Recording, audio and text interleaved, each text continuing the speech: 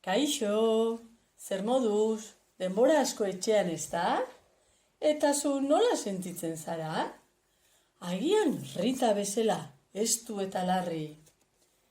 Rizki eta bere lagunak ere, serio demonio daude. Hiru sopranoak bezala, kalera irten eta baloika jolasteko gogoa dutelako. Jon Txikiren abenturekin asko gogoratzen dira.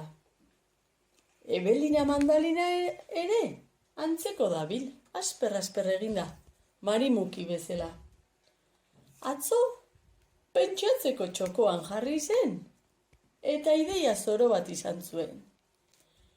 Nurren alfombra hegalaria hartu, eta gaueko hortzadarran barrena, Ameriketako izeba bisitatzera joango dela, eta han xola txakurrarekin jolastu. Badakit zer pentsatzen ari zareten, ipuin harrigarriak besterik ez direla haue guztiak ezta.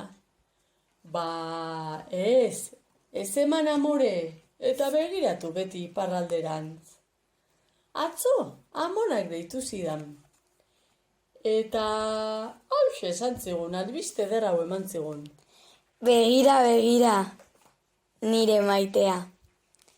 Josepi dendariak esan dit, laizter osteratxo bat parkean egiteko aukera izango dugula. Beraz, ez galdu bizipoza eta animo guztioi, laizter ikusiko gara berriz.